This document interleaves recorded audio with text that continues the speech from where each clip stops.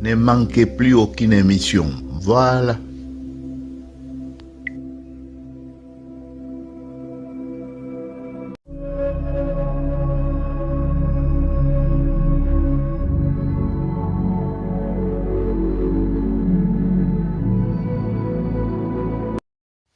Chers téléspectateurs, bonjour.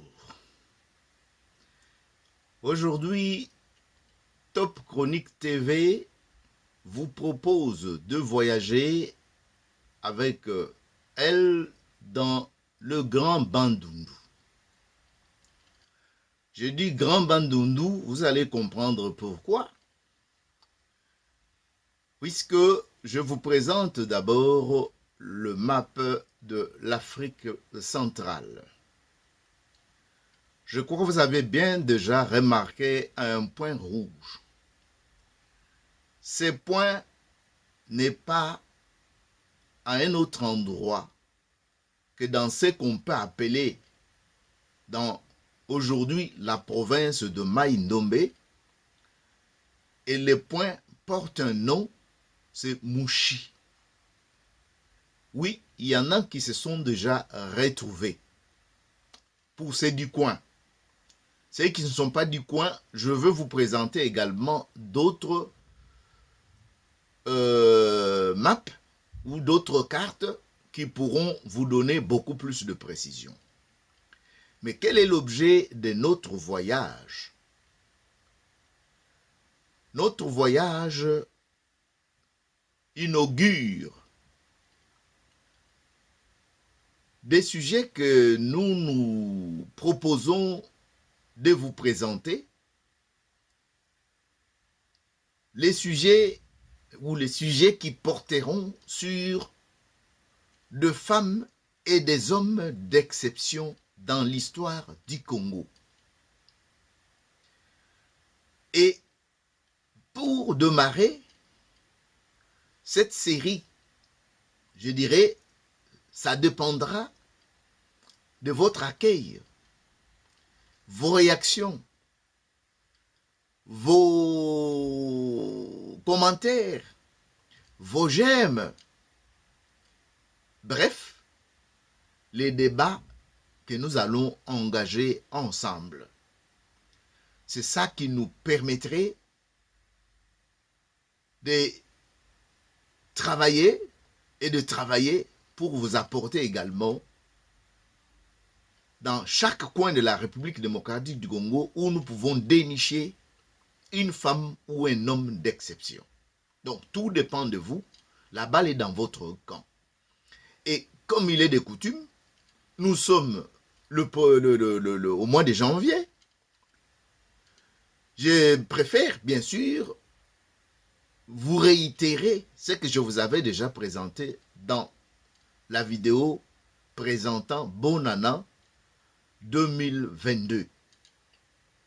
Ce n'est jamais de trop. Mais sans tarder, en vous souhaitant bien sûr le meilleur vœu de bonheur, de prospérité, comme nous en avons de coutume. Mais aujourd'hui, c'est déjà le calme. Il y en a qui ont beaucoup dépensé et le mois de janvier devient long. Nous qui avons géré le ménage depuis déjà plus de 40 années, nous savons parfois, pas parfois par expérience, que nous avons vu, soit nous-mêmes, soit autour de nous, des gens qui se sont peut-être laissés aller dans la furie ou dans la folie de la bonana, qui n'ont pas tenu compte du budget de tous les mois, qui croient que la vie se termine seulement le 1er janvier, eh bien, il y en a qui commenceront à grincer le dent à partir de 10. Et qui commenceront à lorgner à gauche et à droite où ils peuvent trouver les compléments pour venir boucher les trous. Mais bon, c'est tout simplement des éléments que nous soulevons. Mais aujourd'hui, nous nous proposons de vous parler d'une femme d'exception dans l'histoire du Congo. Autrefois, il y a un certain Grünfeld qui écrivait à propos de la femme que je vais vous présenter tout à l'heure, a strong-minded woman. A strong-minded woman. Je vous demanderai bien sûr de fermer les yeux sur mon anglais. Mais de qui s'agit-il? Je vous annonce déjà son nom. Ngankabi. N-G ou G A-N-K-A-B-I.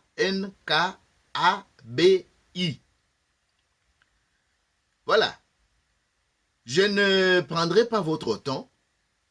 Je vous dis tout simplement qu'elle était notable Mounounou. Mais qu'est-ce que nous pouvons apprendre de cette femme que j'ai appelée femme d'exception dans l'histoire du Congo? Sans tarder, comme nous avons peut-être déjà oublié l'exercice de lu et vu pour vous, nous allons relater son histoire telle que nous l'avons trouvée dans la documentation qui est tombée entre nos mains. Voilà, je dirais ceci ou je lirai ceci. Cette femme est connue dans l'histoire du Congo comme la reine ou chefesse Baboma. Or, elle ne l'est pas. Voilà, les suspens commencent. Elle est connue dans l'histoire du Congo comme la reine ou chefesse de Baboma. Or, elle ne l'était pas. Une imposture. Suivant la lecture, nous allons savoir pourquoi. Donc, pour dire que l'imposture n'a pas commencé aujourd'hui avec Kanambe ou avec les autres. Découvrons ensemble comment cela est arrivé. D'abord, Ngankabi n'appartenait pas à la tribu des Baboma, mais celle des Banounou, petite tribu matriarcale distincte et indépendante de Baboma, habitant la basse Mfimi et la rive droite d'Ikwa, Kassai. Je vous ai déjà présenté la rivière Kassai, je vous ai déjà parlé de plusieurs noms que cette rivière porte en fonction des endroits ou de peuples qu'elle trouve et leur dialecte ou leur langue. Je dirais ceci. Cette femme, les Banounou, donc Banounou habitant la basse Fimi et la rive droite d'Ikwa Kassai en aval et en amont de Mouchi qui en est le centre. Donc le point que je vous ai présenté, Mouchi, c'est en fait le centre de la petite tribu de Banounou. Continuons la lecture. Ngankabi n'était pas reine ou chefesse. Mais chez les Banounou, elle avait droit à ce titre honorifique.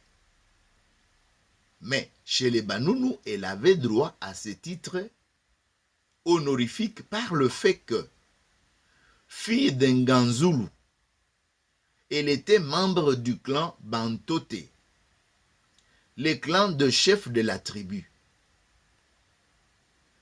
De plus, elle était la reine de Bokoko, chef de Banounou. Elle était la mère de Bokoko, chef de Banounou, à l'époque de l'arrivée de premiers Blancs. Vous l'avez déjà situé. Elle avait plusieurs autres enfants. Parmi lesquels Nkonkombelo, mère du grand chef Moba. Parmi ses enfants, une fille Nkonko Mbelo était mère du grand chef Moba, ce qui devait encore augmenter l'influence de Ngankabi. Même hors de la tribu, c'est son esprit d'entreprise. J'insisterai sur ce niveau. Ce qui devait encore augmenter l'influence de Ngankabi, même hors de la tribu, c'est son esprit d'entreprise. Pas puisqu'elle était femme, non, puisqu'elle était entreprenante. Vous comprenez pourquoi nous l'épinglons ici pour vous le présenter. Et je dirais que les livres d'histoire ne doivent pas beaucoup hésiter pour mettre des histoires comme ça Comme ça, nos filles peuvent aussi peut-être s'en inspirer pour devenir aussi des femmes, puisqu'on en cherche d'ailleurs pour le mettre sur les listes des élections qui s'approchent d'ici 2023. Elle faisait les commerces d'ivoire avec les tribus de l'Amphimi Lukeni. Je vous ai présenté les cartes, je crois que vous pouvez vous situer. Et celle du fleuve Congo de Bolobo au Stanley Pool. Stanley Pool, c'est ce qu'on appelle aujourd'hui Pool Malebo. Pool Malebo ou Kin Malebo, c'est ce que vous pouvez comprendre. Il y avait même une colonie de Banunu à Kintambo. Kintambo, que vous connaissez aujourd'hui. Il y avait un grand marché. Je crois qu'on vous en a déjà parlé. Mpumbu. Il y avait un grand marché. Mais tellement que ce peuple est un peuple commerçant, cette tribu ici, Banunu, ce sont des commerçants, de fins commerçants. Ils avaient établi une colonie tout près du marché. C'est-à-dire quand les autres venaient, ils pouvaient rester chez eux. D'ailleurs, ça continue jusqu'à aujourd'hui. Avec les Basakata, quand ils viennent à Kinshasa, même à 10 ou à 4, même si leurs frères louent chambre, salon, ils doivent se confiner, l'essentiel est qu'ils sont venus vendre. Ils ne vont pas louer l'hôtel. Et après, ils reprennent leur bateau ou pirogue, ils rentrent chez eux. Ce n'est qu'un exemple, je ferme la parenthèse. Je disais qu'il y avait même une colonie de Banunu à Kintambo. Stanley fit la connaissance de Ngankabi. Stanley fit la connaissance de Ngankabi dans les environs de Mbunzi sur l'Amphimi le 22 mai 1882. Lors de son voyage d'exploration vers le lac Léopold II, c'est que nous pouvons connaître aujourd'hui lac Mai-Ndombe, qui donne le nom à la région ou à la province aujourd'hui, province de Mai-Ndombe. L'explorateur décrit cette femme comme le type parfait d'une Virako décidée et autoritaire. Virako, je me permets de vous dire que c'est une femme qui a les allures d'un homme. Dans d'autres cieux, Chilume Chikaji. Bon, vous pouvez interpréter comme vous voulez, mais ce que je vous précise, vous pouvez le remarquer aussi sur ce que je vous mets dans la vignette que je vous présente, avec Wikipédia qui vous présente la signification de virago. Donc je disais, l'explorateur décrit, donc Stanley, décrit cette femme comme le type parfait d'une virago décidée et autoritaire. Il semble cependant que Stanley, cédant à ses habitudes de journaliste, ait trop dramatisé le récit de cette rencontre avec Ngankabi. Vous comprenez, c'est une remarque qui s'impose puisque Stanley a l'habitude de gonfler avec son style de journaliste puisqu'il était envoyé de presse. Donc, cette remarque peut déjà vous dire qu'il faut quand même relativiser ce qu'on est en train de vous présenter. Mais du moins, le fait que les grands noms, je vous ai parlé de Grunfeld, je vous ai parlé de Stanley, maintenant je veux vous parler de Courbet et Sir Francis de Winton. Il y en a qui font des lectures, qui peuvent retrouver tous ces noms que je viens de vous citer. J'ai parlé de Courbet et j'ai parlé de Sir Francis de Winton. Dans la colonisation du Congo belge, ce nom revient souvent. Ce sont les gens qui étaient parmi les bienfaiteurs et parmi les gens qui ont donné de l'argent pour construire telle ou telle autre paroisse ou telle station, ainsi de suite. Je crois que vous pouvez vous retrouver. Mais là, je relève bien sûr des éléments qui peuvent rafraîchir votre mémoire. Donc, Grunfeld, Courbet et Sir Francis de Winton visitèrent Ngankabi à Mouchi le 12 juillet 1884.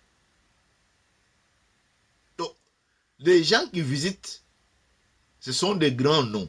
Vous pouvez comprendre pourquoi cette femme est entrée dans l'histoire. A strong-minded woman, écrit Grunfeld. Je vous l'ai dit au départ. Mais l'accueil était sympathique, puisque selon de Winton, que je viens de vous citer, le Ouabouma, et on écrit bien sûr Abouma ou Abouma, Comprenez que ce sont des prononciations, je vous ai déjà dit ça, c'est selon qu'on a interrogé tel ou tel autre veillard et selon l'audition de celui qui écrit. On écrit ici les Wabouma, des Mouchis demandèrent de leur laisser un homme blanc et offrir un terrain pour lui construire une maison.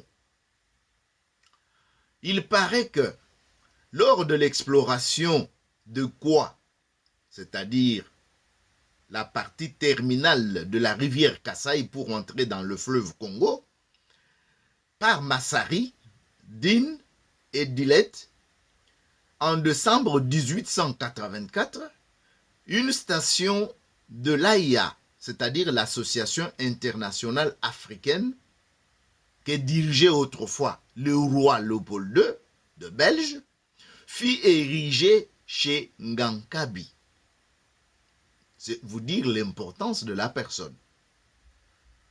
C'est dire, le paragraphe qui précède, on vient de parler qu'ils avaient demandé qu'on leur laisse un blanc.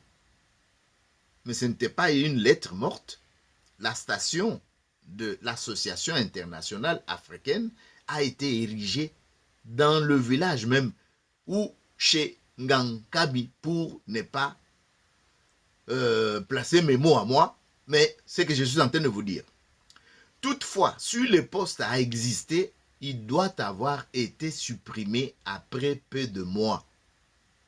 Toutefois, si le poste a existé, il doit avoir été supprimé après peu de mois. Donc, après sa demande, et comme c'était tellement une forme d'influence, il a mérité dans sa contrée, dans son village, une station de l'Association internationale africaine. Mais c'est quelques mois après que cette station a disparu. En effet, Wisman, que vous connaissez, le fondateur du Kasaï, et de l'Ouabour d'ailleurs. En effet, Wisman, descendant le Kasaï, je vous ai déjà parlé de ce voyage avec le groupe de Kalamba. En effet, Wisman, descendant le Kasaï en juillet 1885, passe devant Mouchi et rencontre le premier blanc à Kwamotu. Kwamotu. Donc, c'est pratiquement dans le fief de Ngankabi. Quand Alexandre Delcomine, à son tour, aborde à Mouchi, avec le bateau de ce temps-là, ils avaient donné le nom, vous aurez ce nom-là bientôt.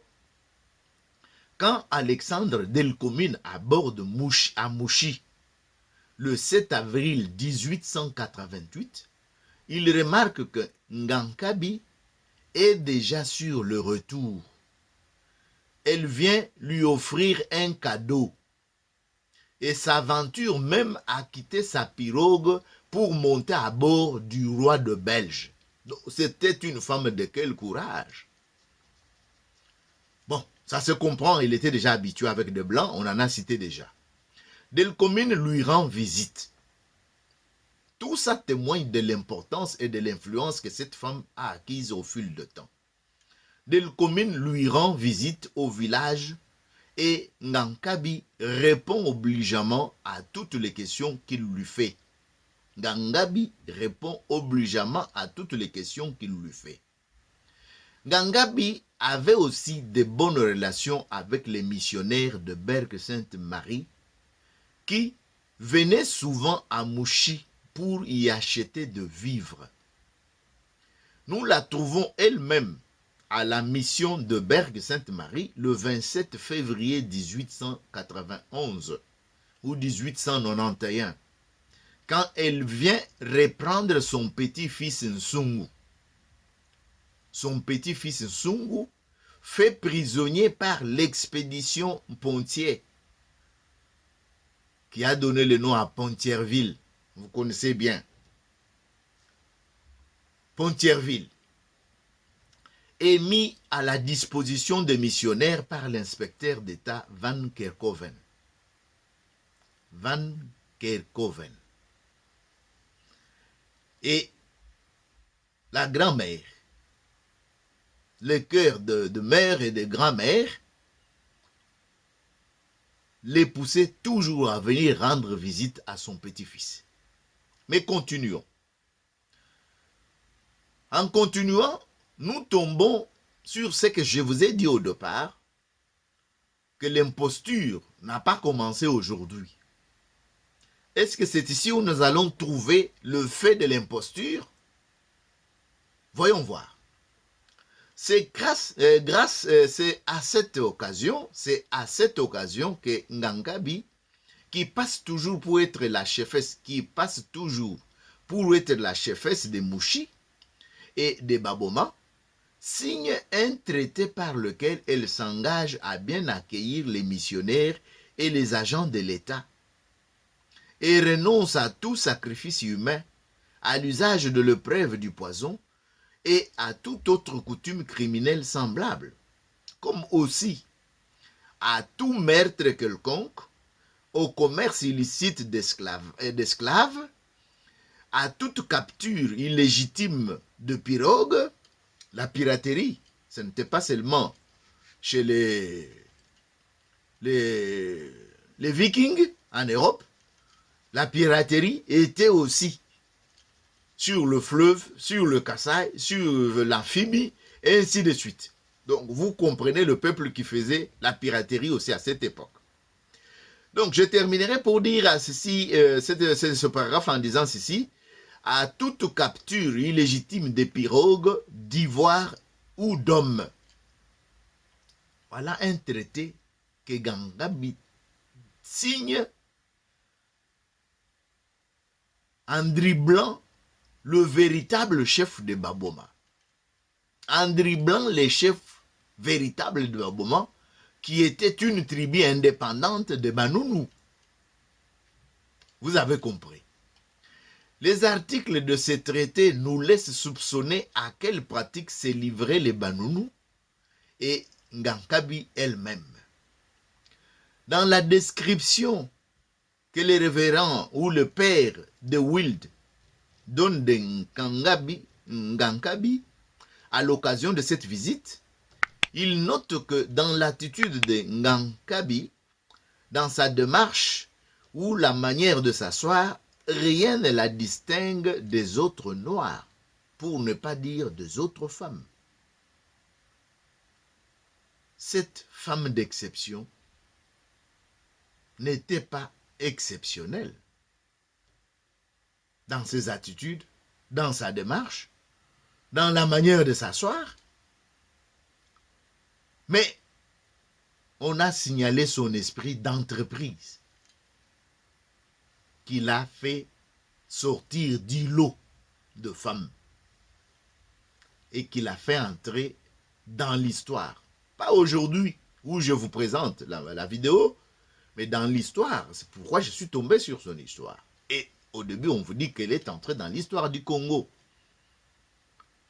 Cette femme d'exception, donc, Ngangabi, mourut environ 2 ans après cette affaire d'Nsungu, son petit-fils, que je vous ai signalé précédemment. Donc, ce serait à la fin, ce serait vers la fin de 1892 ou 92, ou au début de 1893 ou 93. Elle fut enterrée au cimetière du clan Bantote en Kémé, sur une île d'Ikwa, en aval de Mouchi. Sur une île d'Ikwa, en aval de Mouchi. Chers téléspectateurs, l'histoire que je vous ai présentée a été rédigée de main de Révérend Père Marcel Storm le 6 avril 1954. Le 6 avril 1954. Quant à nous, comme on vous a dit au départ, nous ressuscitons